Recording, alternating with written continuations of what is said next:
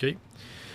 Vamos lá, mais um ArcTalks, dessa vez com um amigo, né? Acho que é um pouco diferente, acho que é uma parceria que se iniciou ano passado, mas que tem tido muitos frutos.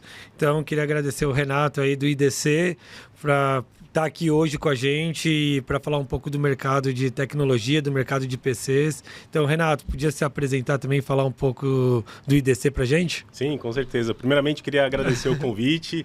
A gente vem construindo essa parceria muito bacana. Inclusive, é um convite, uma honra estar aqui com um player que vem ganhando muito espaço nesse segmento de as a service, de outsourcing como um todo. Não estou puxando sardinha, os números mostram isso, mas gostaria de agradecer muito imensamente a participação. Bom, falando um pouquinho sobre eu, Renato, né, e a IDC, hoje eu estou atuando como gerente Latam na IDC, né? A IDC ela tem aí no Brasil atuando mais de 25 anos no segmento de tecnologia. Quando a gente traz aí para o cenário global, a IDC já tem uma presença um pouquinho de mais tempo aí, de presença no mercado, mais de 50 anos aí no segmento de tecnologia. A gente traz aí insights, eventos, todos os tipos de imersão que entra aí no ecossistema de tecnologia. A IDC está presente. Hoje nós somos líderes aí em relação ao segmento de tecnologia, com análises preditivas, com enfim, estudos que a gente vem buscando aprimorar cada vez mais para compartilhar junto com os players, junto com a indústria como um todo, né? Hoje nós temos alguns segmentos específicos, como devices, como cloud, software, enterprise. A IDC é só tecnologia, Renato? Sim. Ou ela também audita outros mercados, fala sobre outros mercados? É só tecnologia? Nosso business core hoje é tecnologia, né? Tá. E sempre nessa linha, né? Como eu mencionei, a gente tem alguns recortes específicos, algumas segmentações específicas, umas BUs lá dentro, né? Tá. E aí a gente consegue centralizar melhor frente aí à demanda no segmento de tecnologia. E hoje você fala de Latam, né? Anteriormente, ano passado era Brasil. E agora a gente está falando mais de Latam, até por uma necessidade da própria indústria, né? Nós vemos aí voltando... A globalização já aconteceu. Se a gente fala de globalização, a gente volta aí 20 anos atrás, já vem acontecendo há muito tempo, mas a gente começa a perceber que a demanda da indústria está cada vez mais verticalizada para global, né? Então é importante a gente olhar lá para fora e tentar trazer essa realidade para o Brasil. Então, anteriormente, obviamente, eu estava com o Brasil. Sim. E hoje eu estou com o Latam, trazendo ainda muito mais insights para dentro do Brasil, que isso é muito importante. Né? Legal. O Brasil ainda assim, acho que Latam é o principal mercado, talvez, assim, de PCs. Até falando um pouco do tema que a gente vai falar. Sim. Mas acho que quando a gente fala de Latam, a América Latina exclui México ou inclui México? Sim, Latam inclui México. Inclui México? Inclui México. Hoje, foi um exemplo muito bem dado, né? O Brasil, ele está aí na 10ª posição em termos de relevância, né? Em relação de representatividade na categoria de PCs. Isso mundo, né? Quando a gente fala mundo. Isso mundo. Em Latam, o Brasil é o primeiro, depois seguido aí por México, né?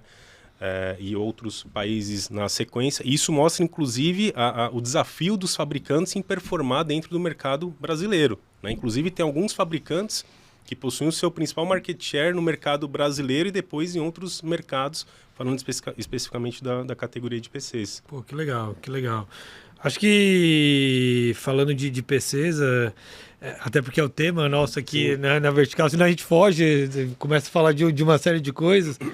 Mas acho que assim, o mercado de PCs ele vem se transformando no Brasil, pelo menos eu vim do mercado de telecom, estou no mercado de PCs há pouco mais de 4 anos, mas eu vejo uma tendência cada vez mais com relação ao as a service, ao outsourcing, trazendo um pouco do ArcLock, mas não é só uma percepção, apesar de estar no mercado, eu vejo médias e grandes companhias partindo para esse cenário, e a gente sabe que para chegar em mercados menores é uma questão de tempo, com o SMB, até para a pessoa física, pela praticidade, pela flexibilidade, até pelo custo também dos equipamentos. Assim.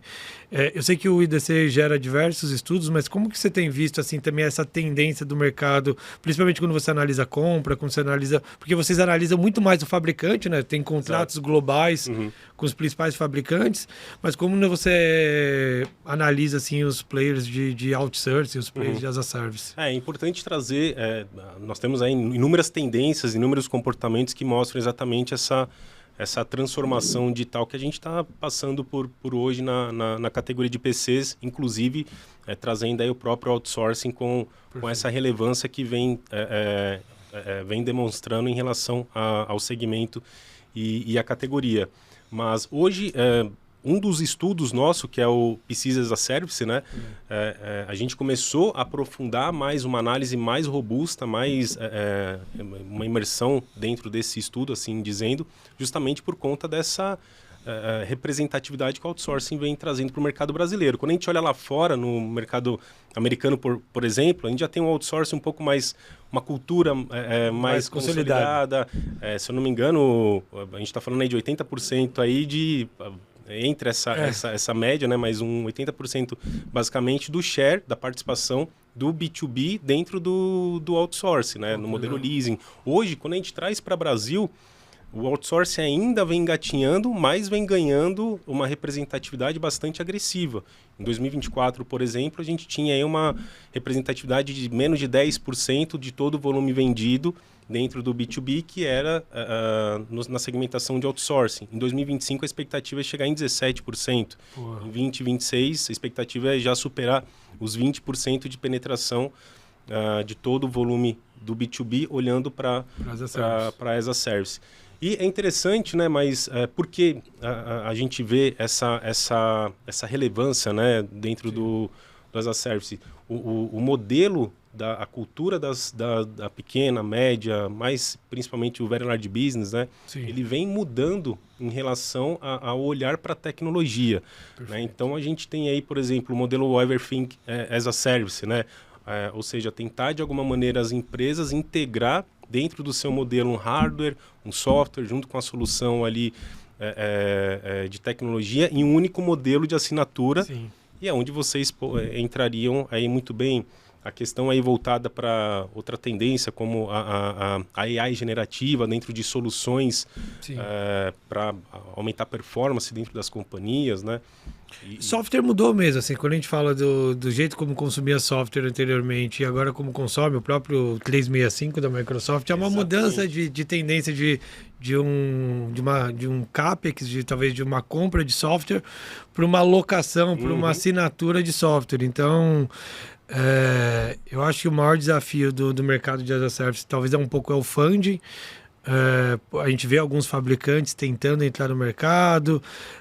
O Brasil é desafiador com relação à taxa de juros, né? Então aumentou, mas eu acho que é um caminho meio que sem volta, porque os benefícios operacionais, flexibilidade de contratação,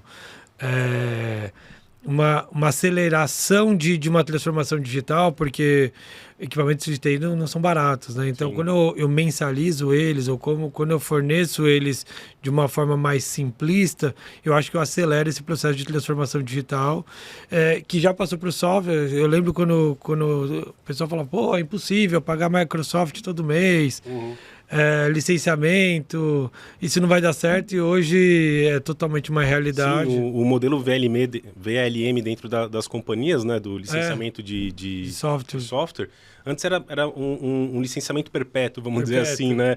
O Microsoft 365 é um bom exemplo. Então, você traz esse modelo de um licenciamento dentro de um tempo onde a companhia vai se utilizar. E aí você colocou muito bem, você não precisa entrar aí com um licenciamento que você fique engessado dentro daquele licenciamento, né? Você tem aí uma flexibilidade em relação à adoção, né, dessas... Até porque os softwares, eles vêm tomando aí uma mudança, uma dinâmica muito, muito rápida em relação à evolução da própria plataforma. Hoje, você tem aí um software que ele atende muito bem aquela companhia, Sim. mas ele... Obviamente que isso a curto prazo não pode acontecer, mas ele pode vir a ser obsoleto em algum momento. E aí você fica ali preso àquela solução. Então talvez não sei se eu me conheço se estiver errado, mas o SaaS, né, que seria o modelo aí da aquisição do software, né, dentro do as a Service, é um modelo que vem ganhando uma cultura interessante. E até a mudança de tecnologia também. Quando a gente fala de PCs, eu acho que a gente vive uma disrupção tecnológica agora. Talvez por eu não ter vindo desse mercado, mas o que eu vejo agora com esse novo conceito de APC, uma mudança, acho que é um novo marco, assim, porque... os computadores já com soluções de IA embarcado, com melhor processamento, com uma NPU. Então, eu digo que é uma era de mudando. Então, até por uma questão de adoção dessa nova era, as empresas vão precisar acelerar a troca dos computadores. Tem uma questão de licenciamento da própria Microsoft, a gente falou isso também da mudança do Windows, mas mais do que isso, a necessidade das empresas estarem na vanguarda de tecnologia. Porque quando a gente fala de soluções de IA, é bizarro a mudança de performance, a mudança que elas vão ter. Então, assim, e a gente sabe também dos desafios econômicos também, olha, eu preciso, mas isso custa. Então, como que eu equilibro isso? E eu acho que o as a Service ele vem para ajudar a acelerar isso de uma transformação que vai ser muito rápida, assim. Quem não tem o PC com IA, a partir do momento que olha, testa, fala, pô, eu não consigo viver mais. A própria, assim, eu vejo padrões, próprio meu no dia a dia, o ChatGPT, a gente está falando aqui, eu conheço o ChatGPT há 1 ano, então eu uso ele diariamente no meu dia a dia. Então, os novos PCs com IA com um botão de Copilot já integrado. Você está falando para uso... pessoa física, né? Obviamente que você deve puxar para um corporativo. Então, você tem uma IA generativa que tem soluções muito mais avançadas. Então, como que eu trago isso? Então, eu acho que essa mudança tecnológica também vai acelerar uma transformação digital e o jeito como eu auxilio esse mercado para dar acesso de forma mais rápida, na minha visão, é um pouco do outsourcing. E é importante você trazer essa questão aí dessa mudança, né, tecnológica, principalmente relacionada a processadores com NPU acima ou abaixo de 40 TOPS, né? A demanda que a gente vem notando por parte da indústria, isso tanto para o consumidor, falando em pessoa física, mas como a gente tem esse recorte voltado para commercial, para B2B, é uma demanda que vem buscando especificações mais robustas, né? Inclusive, a gente tem provedores, aí, desenvolvedores de processadores que vem trazendo aqui para o Brasil essa demonstração do quanto na usabilidade você vai otimizar recursos dentro da sua o IA está mudando não só o PC, também servidores, a necessidade de processador. Assim, é uma integração, né? É uma integração. Eu olhei ontem até mandei para a Edi do meu marketing um comercial do Super Bowl, que ele foi NBA. Da NBA. Não foi da NBA, desculpa, da NFL, do Super Bowl. Mas teve o da NBA também, desculpa. Também ele foi totalmente produzido por IA, por $2.000, e foi o comercial que mais teve adesão, que foi mais, então você fala, cadê? Olha a mudança tecnológica, quantas coisas assim vão se transformar. Um comercial que exigia roteirista, atores, mudando tudo e eu fazendo isso em minutos, foi produzido em 48 horas. Não, e você trazendo isso para um olhar de uma companhia, de uma empresa, em diversos segmentos, ele olha isso como um modelo e fala, cara, eu posso otimizar o meu budget e tentar de alguma maneira usar a tecnologia ao meu favor. A gente mesmo fez um videozinho assim com relação a isso, recente totalmente de IA também. Então assim, você vê, olha, eu acho que eu vi que era tipo vídeo de impressora, eu cheguei a ver. Uma impressora toda feita de IA. Então assim, você vê que o jeito de análise, assim, eu faço muitas análises comparativas usando o ChatGPT, assim. Então, nós da EDC, inclusive a demanda por parte aí de análises não é mais hoje voltada para eu quero entender o share de mercado. Hoje o fabricante, o player, ele já sabe onde que ele está, ele já sabe o market share dele, ele já sabe o posicionamento de produto, mas ele quer entender muito mais os bastidores tecnológicos, onde que ele pode implementar soluções dentro dos devices. Eu digo que a profissão do futuro é desenvolvedor de prompt, porque, assim, a IA tá aí, mas não é assim, você tem que saber fazer as perguntas. Até para você extrair o melhor dela, você tem que saber fazer as perguntas certas. Então, não é que a IA vai deixar as pessoas mais burras ou não. Pelo contrário, eu acho que você tem que saber fazer as perguntas certas para extrair o melhor da IA. Você trouxe um ponto que eu já entro mais numa questão filosófica. Né? Por exemplo, a IA vai substituir, vai substituir as pessoas, né? Eu acredito que é exatamente isso. Pessoa em primeiro lugar, tecnologia em segundo. Exato. Por quê? Porque você tem que justamente trazer o lado crítico da pessoa. A crítica, ela não pode sumir. Né? Se você não saber utilizar uma AI de maneira correta, cara, seu negócio vai por água abaixo. Total. Então eu concordo plenamente com essa questão, mas voltando para essas questões aí de a evolução tecnológica, né? Sim. É algo que, cara, a gente já está vivendo, já não é algo que vai acontecer, já está acontecendo. Né? E a gente vê as empresas, elas podem ter ali alguma questão voltada a budget, por exemplo. O meu budget no momento, ele não é favorável, né? Mas a gente tem ali o momento favorável, né? Perfeito. Acho que a gente estava até conversando isso há pouco tempo, né? Ou seja, o momento agora é tecnológico, né? Pô, que legal. E vocês têm algum estudo específico de APC como IDC ou não? Sim. Ou você separa, ou você deixa isso tudo no mesmo bolo de PCs? Sim. Hoje nós temos aí, depois quando se iniciou toda essa transição... Essa transição recente, não, né? Quando eu nem lembro quando foi lançado os primeiros processadores, mas é coisa muito recente. É recente. A gente está em 2025, mas vamos colocar mais tardar 2 anos para trás, já se iniciou aí a oferta desses processadores. Então nós temos hoje uma medição de AI PCs voltada aí para processadores com NPU, né? Perfeito. Então abaixo de 40 TOPS, acima de 40 TOPS. E é interessante, antes de eu voltar para essa questão aí relacionada ao estudo, é interessante a gente olhar o quanto que o gap de oferta de produtos com processadores AI vem diminuindo em relação ao mundo no mercado brasileiro, onde eu estou querendo chegar. Antes nós tínhamos uma solução que era... que entrava no mercado, né? Demorava um gap aí de 1 a 2 anos para chegar no mercado brasileiro. Né? O gap vem diminuindo. Então, nós tivemos aí o lançamento desse AI, PCs, com a irrelevância e importância do mercado brasileiro.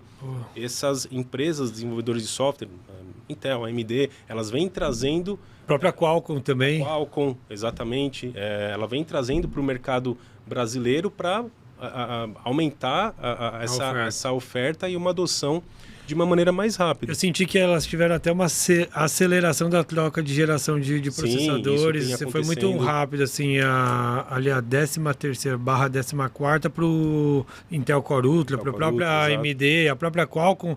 Essa troca de geração foi muito rápida já para o IAPC. Assim. Sim, isso é justamente nessa linha que eu estou querendo chegar, né? A rapidez da adoção dessas funcionalidades, né? Boa. Obviamente que tudo é uma novidade, né? Então, até a própria... uma dessas empresas trouxeram aí um estudo interessante, né? Fizeram perguntas tanto para o corporativo quanto para o consumidor se eles entendiam as funcionalidades do AI. Sim. Então, inicialmente era um nice to have. Era legal ter, mas... eu ainda não tenho uma diretriz dentro da minha empresa. Isso lá atrás, no início. Hoje, você já começa a ter um cenário totalmente diferente, como você trouxe muito bem do Super Bowl, né? Exemplos que já estão sendo colocados em prática. E só para a gente fechar, né? Essa questão de AI PCs, fechar não, porque com certeza deve ter algumas perguntas, mas para fechar o meu raciocínio, em relação ao estudo de AI PCs, hoje, 2025, a nossa tendência, a expectativa é ainda do mercado brasileiro chegar aí a uma fatia de 20% a 30% de market share de PCs com inteligência artificial dentro do mercado brasileiro, né? Para 2026, a gente já tem aí uma expectativa de superar os 50% de representatividade. Isso falando aí mais especificamente no segmento corporativo.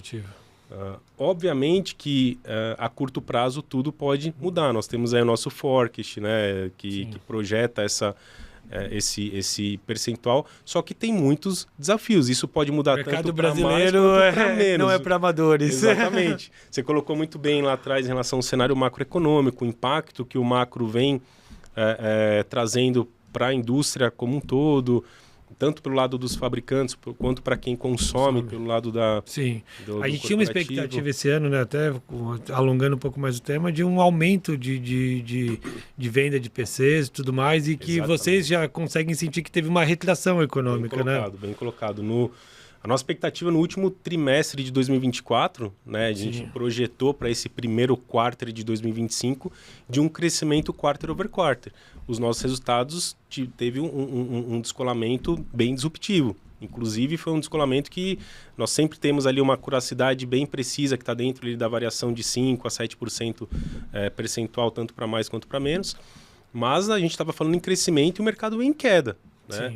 Mas isso são erros da IDC? Não. Na verdade, foi uma mudança de mercado. O mercado entrou em 2025 chegando a índices de patamares históricos de dólar, de câmbio, por exemplo. Sim. Depois nós tivemos aí a questão do tarifaço.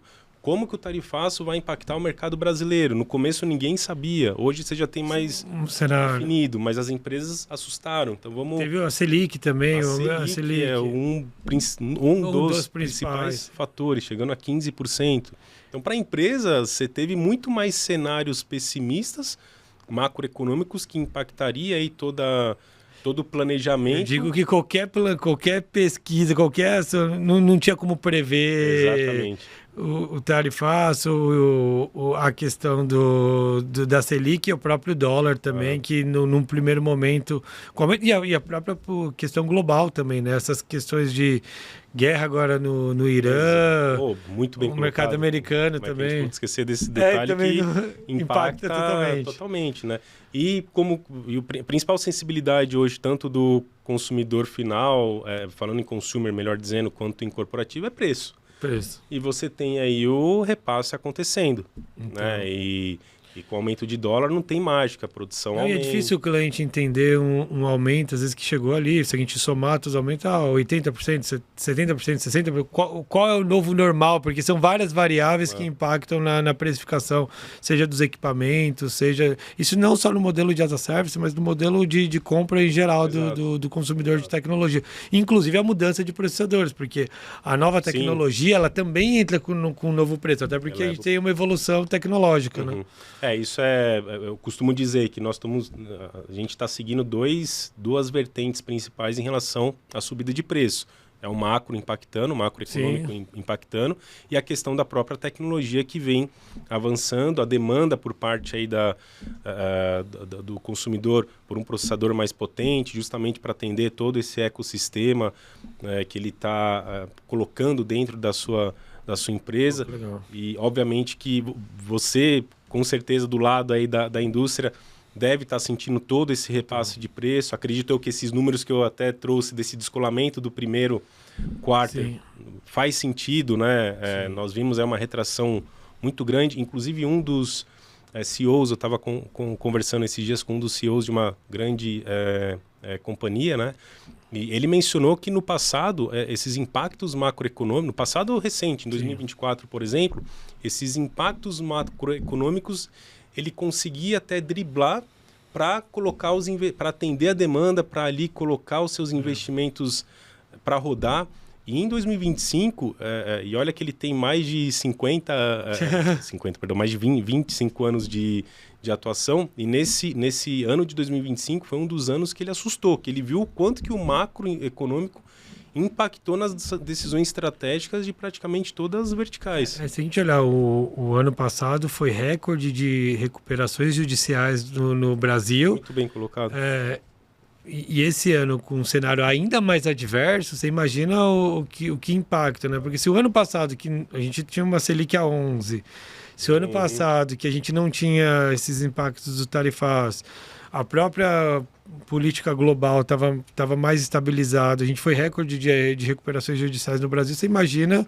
Não, e a própria liberação de crédito dos bancos... Era muito mais simples no ano passado. isso virou uma questão de dificuldade hoje em dia. Você tinha uma liberação de crédito mais rápido, virou uma dificuldade. Inclusive, até uma das soluções que o próprio as a Service está trazendo, né?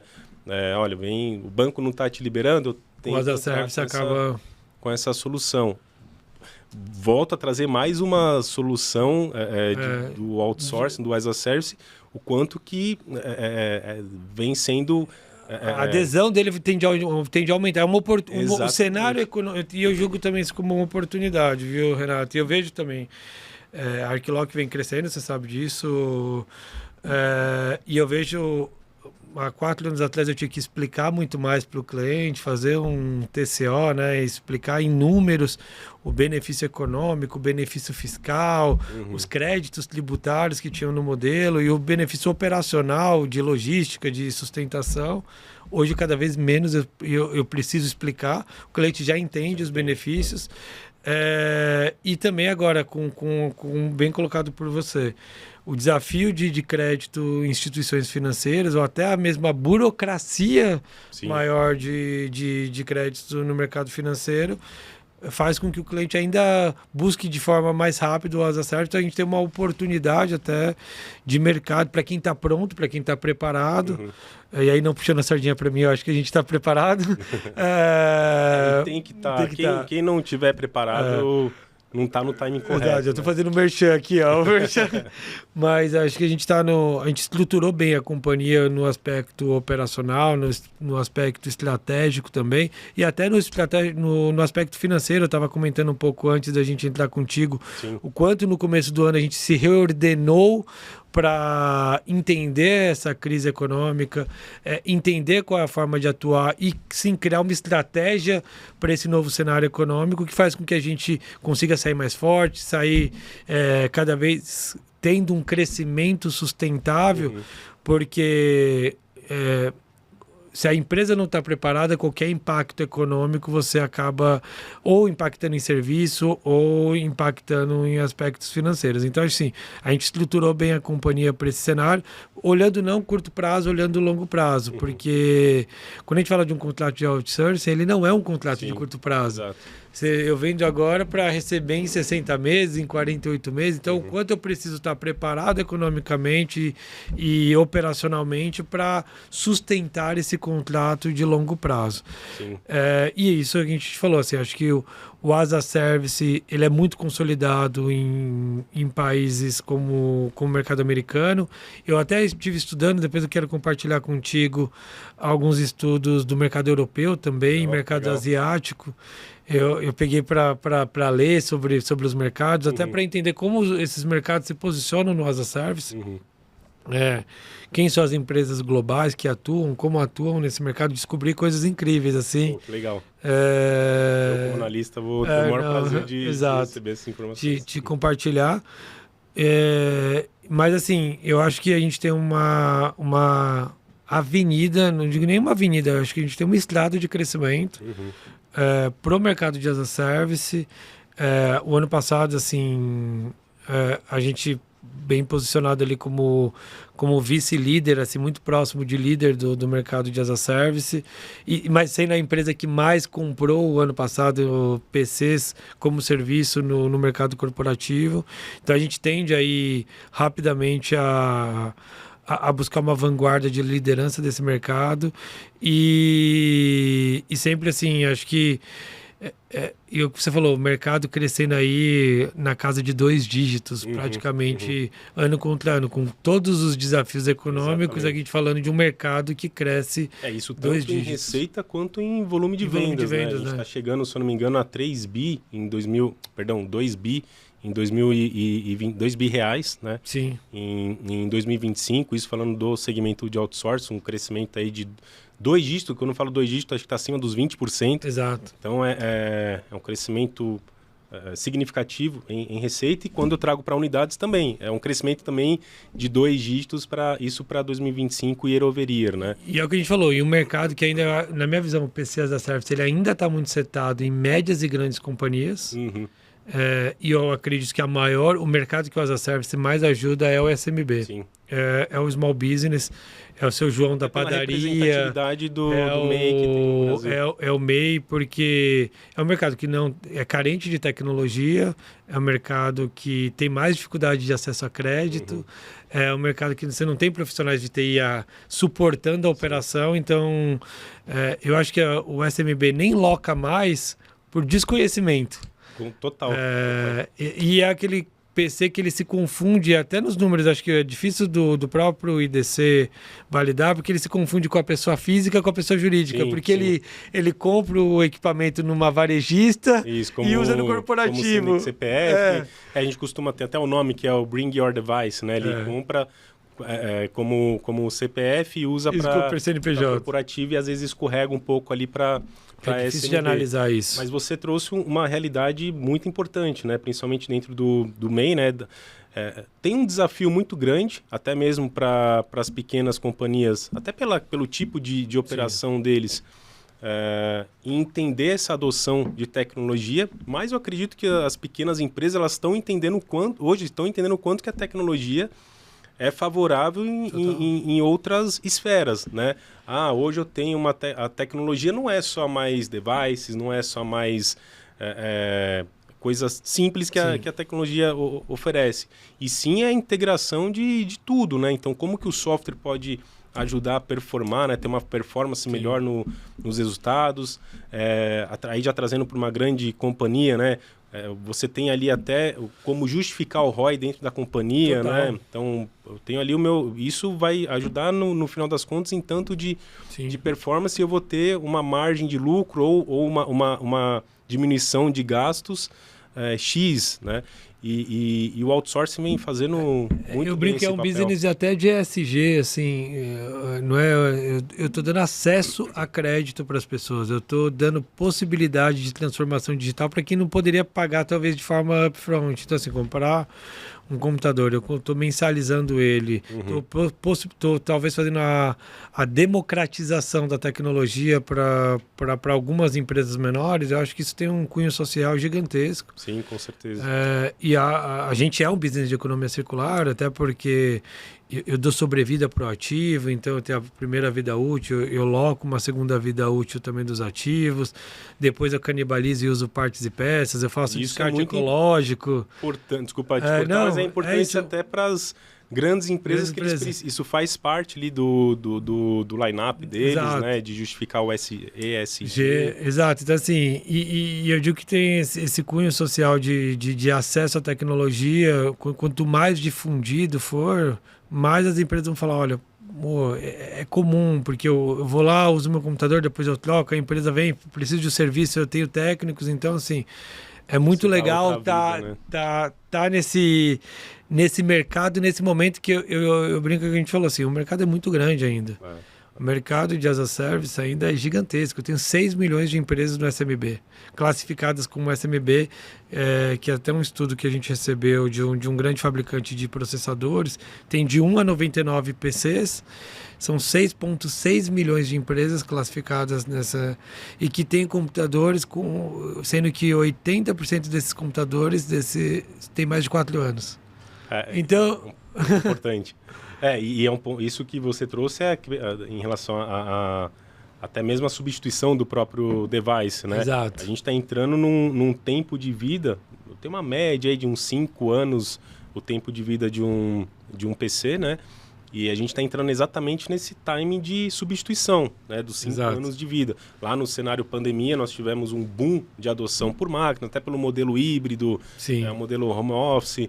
Então você teve as empresas precisavam pivotar rápido e também eu tive um déficit de tecnologia. Então eu tinha menos equipamentos no mercado, então algumas empresas até trocaram por equipamentos inferiores, mas era o que tinha. Era o que tinha. Agora você tem que trocar o seu parque instalado e um parque instalado que atenda a tecnologia que está entrando no momento. Outro fator importante é a questão do refresh do Windows 10 para o Windows 11. Então você tem aí o questão principal de segurança, driver, que é a segurança, exatamente isso que eu ia entrar, o principal driver que é a segurança. Tudo bem que muitas empresas ainda têm um modelo reativo do que planejado, né, em relação a adoções, ou seja, vamos esperar acontecer alguma coisa, mas essa filosofia vem mudando, até porque as ameaças que vêm acontecendo cibernéticas, elas têm vindo de uma maneira cada vez mais insanas. Né? E as empresas estão entendendo que não pode ter um modelo reativo, eles precisam planejar. E agora acontece em outubro, segundo semestre de 2025, outubro de 2025 já acontece essa substituição e nós a IDC já está começando a entender que as empresas, elas estão, tanto o fabricante quanto as pequenas, médias e grandes empresas, elas estão entrando aí nessa preocupação. Né? Então, essa questão aí de substituição, como você colocou bem, entra no tempo de vida do próprio device, entra também na questão aí de novas tecnologias, aí você tem que demanda aí, volta lá atrás do que a gente estava falando, aí você demanda uma spec mais robusta para o seu próprio device, aí vem preço. Então, você tem que ao mesmo tempo que é favorável, você tem muitos desafios aí a desenrolar, né? Boa, mas como a conversa é rápida, ela não se alonga, a gente está chegando aí próximo do final aí do podcast. Eu queria, assim, em poucas palavras, eu sei que é difícil falar em poucas palavras, mas assim, falar um pouco da expectativa do IDC para o mercado de 2025. Eu sei que acho que talvez você teve que fazer um reforecast do que vocês imaginavam, mas fala assim, um pouco da expectativa do mercado de PCs do IDC para 2025 e talvez, não sei se um spoiler ou se não, o que vocês imaginam para o mercado de 2025 pro PC as a Service, o que vocês olham um pouco disso? Em poucas palavras eu posso tentar trazer aí como oportunidades e desafios, né? Então, como oportunidades para o segmento de outsourcing, nós temos aí um feedback da própria indústria do quanto o outsourcing vem ganhando espaço, né, em diversas segmentações. Então, essa questão aí do avanço tecnológico, né, todo o ecossistema integrado com hardware, com software, com os sistemas e as soluções que as grandes empresas, pequenas, médias e grandes empresas, porém mais focados em médias e grandes empresas, vêm adotando, implementando dentro das companhias, e o outsourcing entrando como uma solução bastante efetiva, né, no modelo aí de assinatura, dentro do business core da própria companhia. Então, isso para tomada de decisão das empresas, né, você sair do CAPEX, OPEX, aí você tem ali até uma vantagem, né?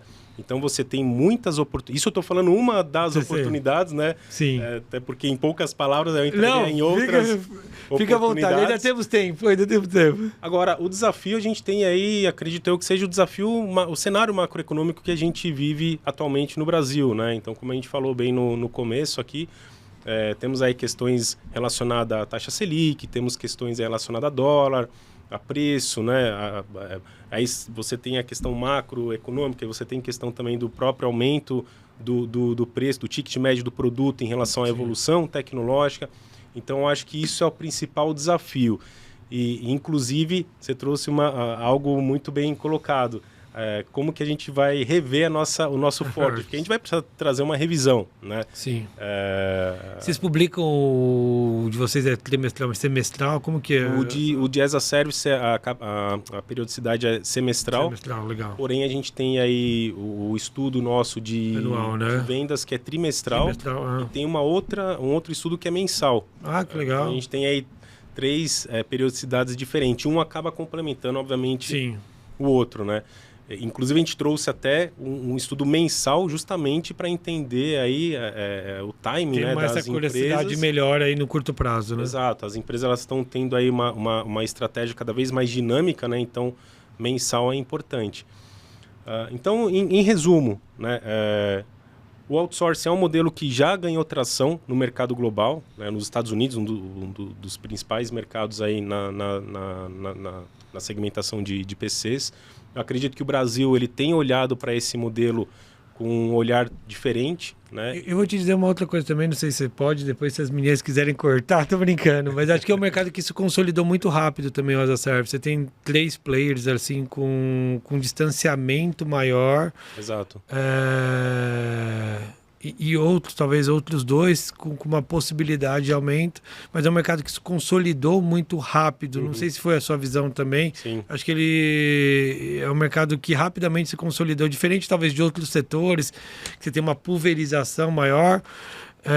Mas acho que é um mercado que se consolidou rápido. Isso, a gente tem, nosso estudo mostra isso, né? Se eu não me engano, a gente está falando aí de 4, 5 players que representam hoje 70% do mercado de outsourcing. Então, isso aumenta a competitividade, né? Mas realmente a gente vê uma consolidação muito grande. E outra, além e essa consolidação também, ela está sendo levada em consideração em relação às aquisições que vêm acontecendo. Exato. Me fugiu o nome, mas a união, a fusão e aquisições. Que me fugiu. Apesar de a Arquiloc ter crescido apenas organicamente, a gente cresceu 100% orgânico, e o mercado teve algumas fusões e aquisições. Exatamente. Então é importante até trazer isso. Então até os pequenos que tinham, os com menor representatividade, que tinham oportunidade ali de crescer, eles foram adquiridos. Eles vieram a ser adquiridos. Então a gente vê realmente essa consolidação acontecendo no segmento de outsourcing. Boa. Então acho que isso, como toda consolidação, mercados eles abrem, consolidam, depois abrem novamente. Então acho que assim, mas o mercado ainda é muito grande, então possibilidades de surgirem novos players, possibilidade de investidores, de empresas de fora do Brasil também virem para esse mercado. Os fabricantes eles também estão entrando, eles estão olhando para o outsourcing. Se eu não me engano, a gente tem hoje 2 ou 3 fabricantes mesmo diretamente, talvez ligados ao mercado de as a service. Você fala que tem a estrutura, que já tem a estrutura de as a service. Que não seja um leasing propriamente, que seja o as a service, mas acho que 2 ou 3 fabricantes que já têm linhas diretas de negócio. Apesar de ser outros querendo entrar. Exato. Então acho que isso é benéfico, acho que todo o mercado, a competitividade, você faz com que o mercado cresça. Você faz com que o seu se desenvolva mais, então acho assim. E essa é uma das tendências otimistas que eu colocaria aí em relação ao segmento de outsourcing.